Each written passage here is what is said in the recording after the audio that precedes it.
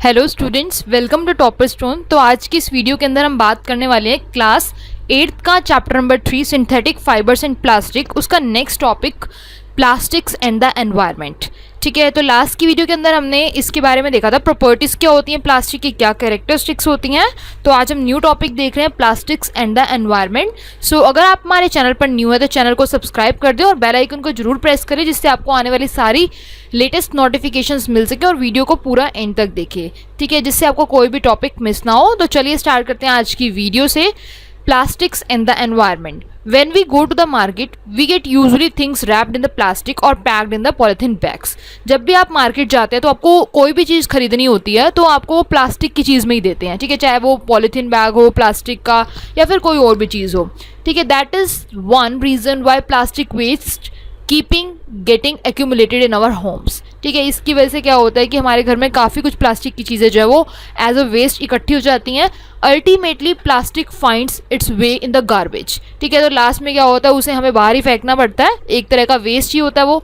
Disposal of plastic is a major problem why. अब देखो बार बार हम क्या करें, प्लास्टिक को बाहर फेंकेंगे, और प्लास्टिक जो आपको पता है एनवायरनमेंट में बहुत हार्मफुल होता है। ठीक है, तो इससे क्या होगा, एक बहुत बड़ी प्रॉब्लम क्रिएट हो जाएगी। ठीक है, so a material which gets decomposed through natural processes such as action by bacteria is called biodegradable. तो यहाँ से बायोडिग्रेडेबल की डेफिनेशन मिल गई है जिसे हम डीकम्पोज कर सकते हैं। ठीक है, अब यहाँ डिग्रेडेबल की अगर हम बात करें तो एग्जाम्पल आप ले सकते हैं, यहाँ पर मैं लिख देती हूँ। कोई भी फ्रूट्स हो गए, ठीक है, पेपर हो गया, क्लोथ्स हो गए, ये सारे एग्जाम्पल क्या हो गए, बायोडिग्रेडेबल के, जिन्हें आप डीकम्पोज कर सकते हैं। ठीक है, एंड नेक्स्ट पॉइंट आता है यहाँ पर, a material which is not easily decomposed by natural processes is termed as non biodegradable. ठीक है, अब नॉन बायोडिग्रेडेबल वो होते हैं जिन्हें हम डीकम्पोज नहीं कर सकते bye natural processes. For example plastics. ठीक है, प्लास्टिक्स किसका एग्जाम्पल होते हैं, नॉन बायोडिग्रेडेबल का। नेक्स्ट यहाँ पर टेबल है 3.3। यहाँ कुछ एग्जांपल्स दे रखे हैं, टाइप ऑफ वेस्ट दे रखे हैं और इनको कितना टाइम लगता है डीजनरेट करने के लिए, एंड नेचर ऑफ मटेरियल, तो उसके बारे में बात करते हैं हम। सो टाइप ऑफ वेस्ट के अंदर peels of vegetable and fruits, left over food stuff etcetera. ठीक है, तो इनको अप्रॉक्सीमेट टाइम जो लगता है 1 to 2 वीक्स लगते हैं डीजनरेट करने में, और ये कौन से टाइप का मटेरियल है, बायोडिग्रेडेबल। उसी तरह से पेपर जो है इसको 10 to 30 डेज लगते हैं, एंड ये भी क्या है, बायोडिग्रेडेबल। अभी मैंने आपको एग्जांपल भी बताए थे बायोडिग्रेडेबल सब्सटेंसेस के। So cotton cloth 2 to 5 months biodegradable, would 10 to 15 years biodegradable, woollen clothes about a year biodegradable. ठीक है, अब यहाँ पर कोई भी टाइप के क्लोथ्स होंगे वो सारे ही बायोडिग्रेडेबल में काउंट होंगे। Next is tin, aluminium and other metal cans, तो 100 to 500 years non biodegradable. And plastic bags जो मैं आपको ऑलरेडी एग्जांपल बता चुकी हूँ, उसको बहुत साल लगते हैं और ये किसका एग्जांपल होते हैं, नॉन बायोडिग्रेडेबल। ठीक है, तो ये टेबल हमने देखी है। नेक्स्ट यहाँ पर देखते हैं, since plastic takes several years to decompose. अभी आपने देखा कि सेवरल ईयर्स मतलब प्लास्टिक को डीकम्पोज करने में बहुत ज़्यादा टाइम लगता है। So it is not environment friendly. ठीक है, तो एनवायरनमेंट फ्रेंडली नहीं होता, तो इसका क्या होता है, हमारे एनवायरनमेंट पे बहुत ज़्यादा इफेक्ट पड़ता है। इफेक्ट कैसे पड़ता है, देखो अगर आप प्लास्टिक को जलाओगे तो उससे क्या होगा, जो उसका स्मोक है, जो धुआं है उसका, सो उससे क्या होगा कि वो जो भी हम इनहेल करते हैं वो हमारे अंदर जाएगा। ठीक है, जितने भी लिविंग ऑर्गेनिज्म है, लिविंग बींग्स हैं, तो प्लास्टिक क्या हो गया, हमारे लिए हार्मफुल हो गया और एनवायरनमेंट के लिए भी हार्मफुल हो गया।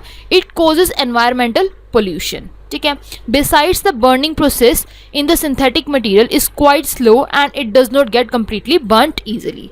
ये मैंने अभी आपको बताया ही है। In the process it releases loads of poisonous fumes into the atmosphere causing air pollution. ठीक है, जैसा कि प्लास्टिक जलेगा तो उससे जो जितना भी स्मोक है एटमॉस्फेयर के अंदर जाएगा और वो एयर पोल्यूशन भी कॉज करेगा। ठीक है, how can this problem be solve. अब इसकी प्रॉब्लम को किस तरह से सॉल्व किया जाए। ठीक है, तो आपको क्या करना चाहिए, सिंपल से जो जूट वगैरह के बैग्स हैं, कॉटन के बैग्स हैं, इस तरह से क्लोथ्स वाली चीज़ें यूज़ करनी चाहिए, मतलब बायोडिग्रेडेबल चीज़ों को आपको यूज़ करना चाहिए। ठीक है, तो नेक्स्ट पॉइंट देखते हैं, इसको किस तरह से अवॉइड किया जाए, किस तरह से इस प्रॉब्लम को सॉल्व किया जाए। Avoid the use of plastics as far as possible. ठीक है, तो हमें प्लास्टिक्स को कम से कम यूज़ करना चाहिए। Make use of bags made of cotton और jute when you go for shopping. अगर आप कभी भी बाहर जा रहे हैं कुछ खरीदने के लिए तो ध्यान रहे कि आप कॉटन या जूट या किसी भी कपड़े का आप बैग लेकर जाएं शॉपिंग करने के लिए। The biodegradable and non biodegradable waste should be collected separately and disposed of separately. ठीक है, उनको अलग अलग रखना चाहिए और अलग अलग उनको थ्रो करना चाहिए। Your homes, can you suggest some other ways in which you can contribute towards reducing the use of plastic materials. ठीक है, तो इसके लिए कुछ वेज हैं किस तरह से जो है हम रिड्यूस कर सकते हैं प्लास्टिक के मटीरियल को। So it is better to recycle the plastic waste. Most of the thermoplastics can be recycled. Make a list of items that can be recycled. However, during recycling, certain coloring agents are added. ठीक है, जब भी हम recycle करते हैं तो कुछ colouring agents हैं वो उसके अंदर ऐड करे जाते हैं. This limits it's usage especially for storage of food. Now, as a responsible citizen member, the 4R principle, reduce, reuse, recycle and recover. ठीक है, तो हमें 4 प्रिंसिपल जो है ये 4R प्रिंसिपल है, हमें इन पे फोकस करना चाहिए. ठीक है, तो रिड्यूस करना चाहिए चीज़ों को, reuse, recycle and recover. Develop habits which are environment friendly. तो हमें इस तरह की जो है अपने अंदर हैबिट्स आनी चाहिए जिससे हमारे एनवायरनमेंट को कोई भी हार्म ना हो और हमें भी कोई हार्म ना हो. सो यहाँ पर एक पॉइंट दिया गया है बॉक्स के अंदर, have you ever seen a garbage dump where animals especially cows are eating garbage. तो आपने देखा होगा जहाँ पर भी गार्बेज डंप, जहाँ पर कलेक्ट होता है बहुत सारा गार्बेज, तो वहाँ पर क्या होता है कुछ एनिमल्स हैं जैसे कि काउज वगैरह है वो उस गार्बेज को खा रहे होते हैं. ठीक है, in the process of eating the food waste they swallow materials like polythene bags and wrappers of food. तो क्या होता है वहाँ पर काफ़ी टाइप की प्लास्टिक चीज़ें होती हैं जो वो खा जाते हैं, उनके अंदर चली जाती हैं. ठीक है, तो वो क्या होगा उनके लिए हार्मफुल हो जाती हैं. Can you imagine the consequences. क्या आप इमेजिन कर सकते हैं कि इसका क्या जो है उन पर इफेक्ट पड़ेगा, क्या उनके लिए कितनी हार्मफुल होंगी वो चीज़ें. ठीक है, can you imagine the consequences. So the plastic material chokes the respiratory system of these animals or forms a lining in their stomachs and can be cause of their death. ठीक है, तो इससे क्या होता है कि वो जो प्लास्टिक वो खा जाते हैं उनके रेस्पिरेटरी सिस्टम में जाके वो चली जाती हैं और उससे अंदर की जो लाइनिंग है वो ब्लॉक हो जाती है और उससे उनकी डेथ होने का भी डर रहता है. The polybags carelessly thrown here and there are responsible for clogging the drains too. Sometimes we are very careless and show the wrappers of chips, biscuits and other eatables on the road or in the parks or picnic places. कई बार क्या करते हैं आप कुछ भी खाते हैं, plastic के ही पैकेट्स होते हैं सब चिप्स के या बिस्किट्स के, उनको थ्रो कर देते हैं कहीं पर भी. Should we not think twice before doing so? क्या हमें सोचना नहीं चाहिए 2 बार कि हम ऐसा क्यों कर रहे हैं और हमें नहीं करना चाहिए.